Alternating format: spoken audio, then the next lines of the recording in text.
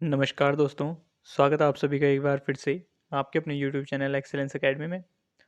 तो दोस्तों, जैसे कि आप सभी को पता है कि मैंने आपके लिए यहाँ पर जो घटना चक्र के जो प्रीवियस ईयर के क्वेश्चंस हैं, उसका एक सीरीज़ शुरू किया था, जिसमें कि आज ये नेक्स्ट वीडियो इंडियन पॉलिटी का रहने वाला है।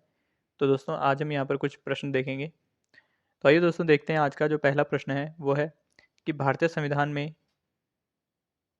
है।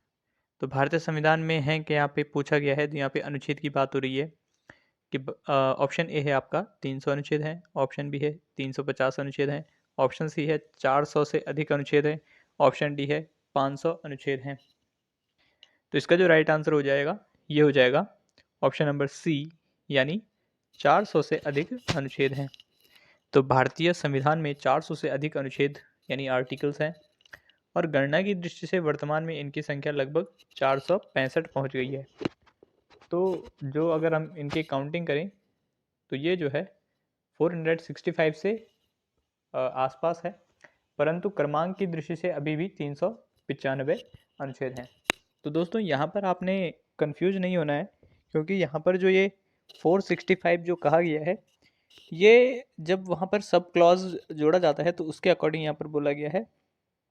और यहाँ पर जो ये क्रमांक की यानी सीरियल नंबर की अकॉर्डिंग देखा जाए, तो वो अनुच्छेद जो है अभी भी कितने हैं, 395 हैं। तथा सभी नए अनुच्छेदों को मूल अनुच्छेदों के साथ क ख ग आदि लगाकर जोड़ा गया है। तो यानी इसके मतलब है यहाँ पर कि जो अनुच्छेद हैं यहाँ पर जो उसमें कुछ अमेंडमेंट्स होते हैं, तो उनको जो है उसका जो अनुच्छेद रहता है मेन, उसका जो है सब पार्ट जो है उसे बना दिया जाता है, यानी कि क्लॉज बना दिया जाता है। ऐसे ही संविधान के भागों की संख्या भी बढ़कर 25 हो गई है। और आपने सुना होगा या आपको पता होगा कि जो संविधान के भाग हैं, तो वो भी कितना बन गया है, वो भी 25 बन गया है, जो कि मूल संविधान में कितना था, 22 था। 395 अनुच्छेद और 8 अनुसूचियाँ थी। मूल भाग में जो हमारा कितना था, 22 भाग थे, यानी 22 पार्ट्स थे, और 395 आर्टिकल्स थे, और 8 जो है वहाँ पे अनुसूचियाँ थी। संशोधनों के द्वारा कुछ नए अनुच्छेद जोड़े गए और कुछ अनुच्छेद निकाले भी गए हैं।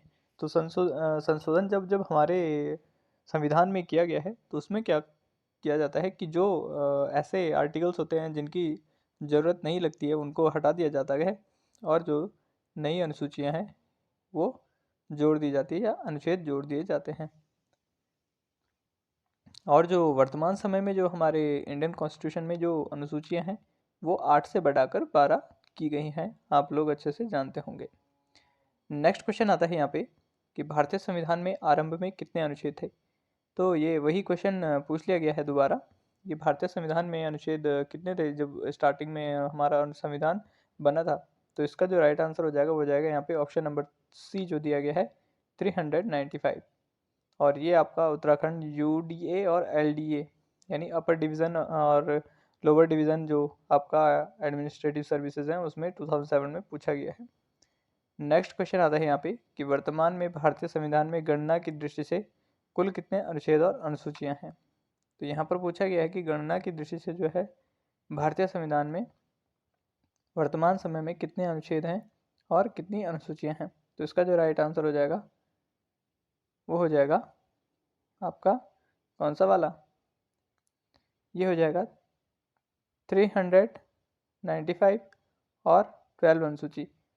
तो यहाँ पर जो ये अनुच्छेद यहाँ पर जो ये पूछा गया है, ये पूछा गया, लेकिन अगर इसका काउंटिंग के अकॉर्डिंग देखेंगे तो ये टाइम टू टाइम चेंज होता रहता है, क्योंकि अनुच्छेद की संख्या जो है इसमें 400 से अधिक भी हो जाती है, या 400 से अधिक अभी वर्तमान समय में हमारे उसमें है।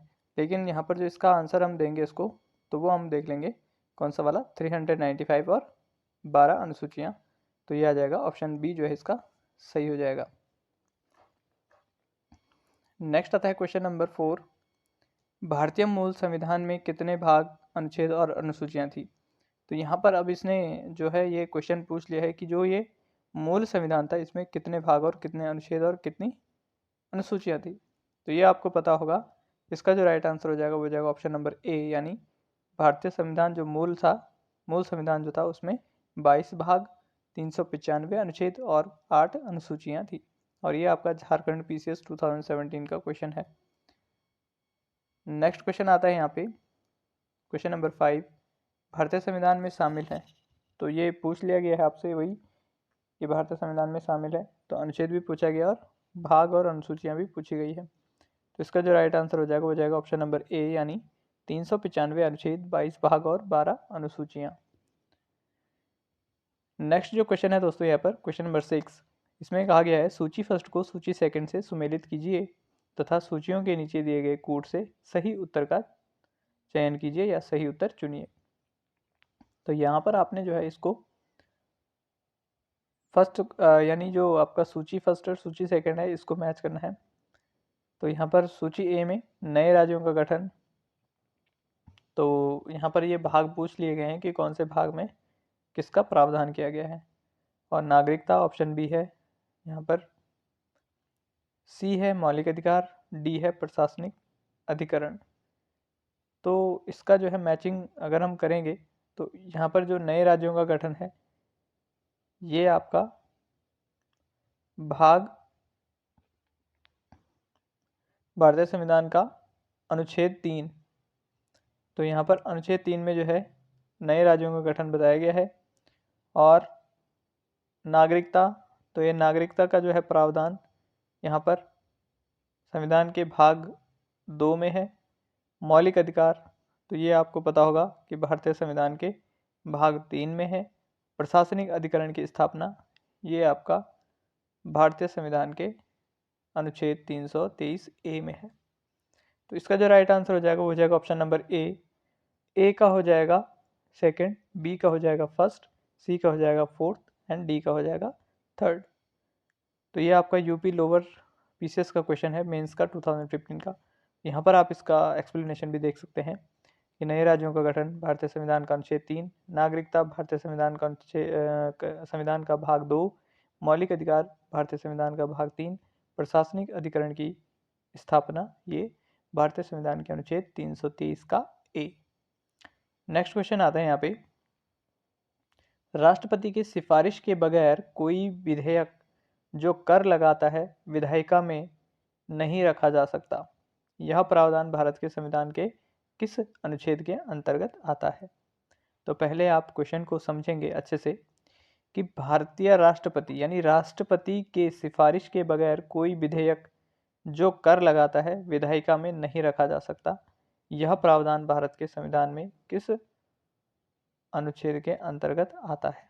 तो ये आता है आपका ऑप्शन नंबर ए, यानी अनुच्छेद 117। इसका जो एक्सप्लेनेशन है ये यहाँ पर दिया गया अच्छे से। तो संविधान यानी अनुच्छेद के भारतीय संविधान के अनुच्छेद 117 में प्रावधान है कि अनुच्छेद 110 ए यानी 10 का फर्स्ट जो उपखंड क से च में उल्लिखित कर संबंधी प्रावधान कर अधिरोपण करने वाला विधेयक या संशोधन राष्ट्रपति की सिफारिश से ही पुनः स्थापित या प्रस्तावित किया जाएगा। तो यहाँ पर बताया गया है कि जो अनुच्छेद 17 में दिया गया है, तो 17 में यह प्रावधान किया गया है कि जो अनुच्छेद 110 के क्लॉज 1 के उपखंड क से लेकर च में उल्लिखित कर संबंधी प्रावधान है, यानी 117 में यह प्रावधान दिया गया है कि जो 110 अनुच्छेद में कर संबंधी जो भी क्या होती है आपकी जो वहाँ पर उसकी जो शर्तें होती हैं उसका जो है उल्लेख किया गया है। और उसमें यह बताया गया है कि कोई भी विधेयक या कर अधिरोपण करने वाला विधेयक या संशोधन राष्ट्रपति की सिफारिश से ही जो है पुनः प्रस्तावित किया जाएगा, अन्यथा नहीं। और ऐसा उपबंध करने वाला विधेयक राज्यसभा में पुनः स्थापित नहीं किया जाएगा। तो आई होप कि आपको ये एक्सप्लेनेशन अच्छे से समझ में आ गया होगा कि राष्ट्रपति के बिना जो है कर अधिरोपण करने वाला विधेयक या संशोधन जो है राज्यसभा में स्थापित या प्रस्तावित नहीं किया जाएगा, और ऐसा उपबंध करने वाला विधेयक राज्यसभा में पुनः स्थापित नहीं किया जाएगा। ठीक है, नेक्स्ट आता है यहाँ पे क्वेश्चन नंबर 8, वित्त विधेयकों के बारे में विशेष उपबंध किस अनुच्छेद के अंतर्गत किया गया है। तो वित्त विधेयकों के बारे में विशेष उपबंध किस अनुच्छेद के अंतर्गत किया गया है। तो इसका जो राइट आंसर हो जाएगा वो हो जाएगा ऑप्शन नंबर ए, यानी अनुच्छेद 117। तो यह भी हमने ऊपर देखा जो वित्त विधेयक है उसके बारे में विशेष उपबंध किस अनुच्छेद के अंतर्गत आता है, ये आता है आपका अनुच्छेद 117 के अंतर्गत। तो ये आपका यूपी यूडीए और एलडीए 2010 मेंस का क्वेश्चन है। तो इसका एक्सप्लेनेशन देख लेते हैं यहाँ पे कि संविधान के अनुच्छेद 117 में वित्त विधेयकों के बारे में विशेष उपबंध किया गया है। अनुच्छेद 119 में संसद में वित्तीय कार्य संबंधी प्रक्रिया का विधि द्वारा विनियमन। अनुच्छेद 121 में उच्चतम न्यायालय उच्च न्यायालय के किसी न्यायाधीश द्वारा कर्तव्यों के निर्वहन में किए गए किसी आचरण के संबंध में संसद में चर्चा पर निर्बंधन तथा अनुच्छेद 123 में संसद के विश्रांति काल में अध्यादेश प्रख्यापित करने की राष्ट्रपति की शक्ति का उल्लेख किया गया है। तो यहाँ पर बताया गया है कि जो अनुच्छेद 117 है उसमें अनुच्छेद 119 में, ठीक है, तो अनुच्छेद 117 के अंतर्गत बताया गया है कि जो अनुच्छेद 119 में संसद में वित्तीय कार्य संबंधी प्रक्रिया का विधि द्वारा विनियमन है और अनुच्छेद 121 में उच्चतम न्यायालय और उच्च न्यायालय के किसी न्यायाधीश द्वारा कर्तव्यों के निर्वहन में किए गए किसी आचरण के संबंध में संसद में चर्चा पर निर्बंधन तथा अनुच्छेद 123 में संसद के विश्रांति काल में अध्यादेश प्रख्यापित करने की राष्ट्रपति की शक्ति का उल्लेख किया गया है। नेक्स्ट आता है यहाँ पे क्वेश्चन नंबर 9, भारतीय संविधान के किस अनुच्छेद के अंतर्गत अखिल भारतीय सेवाओं का प्रावधान किया गया है। तो जो अखिल भारतीय सेवाएं होती है, यानी जैसे आपका जो यूपीएससी की जो यूनियन पब्लिक सर्विस कमीशन की जो यहाँ पर सेवाएं होती है उनका प्रावधान अनुच्छेद के भारतीय संविधान के किस अनुच्छेद में किया गया है। तो ये हो जाएगा आपका ऑप्शन नंबर सी, यानी अनुच्छेद 312। तो अनुच्छेद 312 के अंतर्गत जो है यहाँ पर भारतीय संविधान के अनुच्छेद 312 के तहत भारतीय सेवाओं का प्रावधान किया गया है। तो यानी अखिल भारतीय सेवाएं, ठीक है, तो जो सेंट्रल गवर्नमेंट की जो सर्विसेज होती हैं, अखिल भारतीय सेवाएं जो होती है उनका प्रावधान अनुच्छेद 312 के अंतर्गत किया गया है। इस अनुच्छेद के अनुसार यदि राज्यसभा ने उपस्थित और मत देने वाले सदस्यों के क्रम में कम से कम 2/3 बहुमत से समर्थित संकल्प से यह घोषित किया है कि राष्ट्रीय हित में ऐसा करना आवश्यक है, तो संसद विधि द्वारा अखिल भारतीय सेवाओं के सृजन हेतु उपबंध कर सकती है। तो यहाँ पर बताया गया है कि अगर राज्यसभा में उपस्थित और मत देने वाले सदस्यों को के कम से कम 2/3 बहुमत से समर्थित संकल्प से यह घोषित किया गया है। तो यानी कि जो राज्यसभा में जो सदस्य हैं या फिर जो उपस्थित मेंबर्स वहाँ पर होंगे, जो प्रेजेंट मेंबर्स वहाँ पर होंगे, अगर वो 2/3 मेजोरिटी से जो है अगर वहाँ पर वोट देते हैं तो संसद के द्वारा जो है अखिल भारतीय सेवाओं के सृजन या उपबंध कर मतलब उसमें जो है चेंजेस, राष्ट्र हित में जो है उसमें चेंजेस या उनको सेवाएं जो है वहाँ पर स्थापित कर सकती है। कौन सी? अखिल भारतीय सेवाएं। नेक्स्ट आता है यहाँ पे क्वेश्चन नंबर 10, निम्न में से कौन सी जोड़ी संस्था और संविधान के अनुच्छेद में सुमेलित है। तो यहाँ पर पूछा गया आपका कि यहाँ पर कौन सा जो है यहाँ पर ये सुमेलित किया गया है। तो भारत का सर्वोच्च न्यायालय अनुच्छेद 318, भारत का निर्वाचन आयोग अनुच्छेद 324, संघीय लोक सेवा आयोग अनुच्छेद 332, महाधिवक्ता अनुच्छेद 351। तो इसका जो राइट आंसर हो जाएगा वो हो जाएगा ऑप्शन नंबर बी, क्योंकि भारत का सर्वोच्च न्यायालय ये अनुच्छेद 318 के अंतर्गत नहीं आता है। भारत का निर्वाचन आयोग अनुच्छेद 324 के अंतर्गत आता है। संघीय लोक सेवा आयोग ये 332 अनुच्छेद के अंतर्गत नहीं आता है और महाधिवक्ता अनुच्छेद 351 के अंतर्गत भी नहीं आता है। तो यहाँ पर इसका एक्सप्लेनेशन देख लेते हैं कि भारतीय संविधान के अनुच्छेद 324 में निर्वाचन आयोग के गठन का प्रावधान है। निर्वाचन आयोग का गठन मुख्य निर्वाचन आयुक्त तथा ऐसे अन्य निर्वाचन आयुक्तों से किया जाता है जिनकी संख्या समय समय पर राष्ट्रपति द्वारा नियत की जाती है। अनुच्छेद 124 में सर्वोच्च न्यायालय के गठन का प्रावधान किया गया है। तो जो भारतीय सर्वोच्च न्यायालय है उसका गठन का जो प्रावधान है वो अनुच्छेद 124 में है। सर्वोच्च न्यायालय के गठन का प्रावधान है, जबकि अनुच्छेद 318 में लोक सेवा आयोग के सदस्यों और कर्मचारियों की सेवा और शर्तों के बारे में विनियमन बनाने की शक्ति निहित है। संघ और राज्यों के लिए लोक सेवा आयोग का प्रावधान अनुच्छेद 315 में है और संघ और राज्यों के लिए लोक सेवा आयोग का प्रावधान जो है वो अनुच्छेद 315 में है। जबकि अनुच्छेद 332 में राज्यों की विधानसभाओं में अनुसूचित जातियों और अनुसूचित जनजातियों के लिए स्थानों के आरक्षण, यानी जो अनुच्छेद 332 है उसमें राज्य की विधानसभाओं में अनुसूचित जातियों और अनुसूचित जनजातियों के यानी SC और ST के लिए जो है विधानसभा में आरक्षण की संबंधित जो अनुच्छेद 332 है वो उसके बारे में है।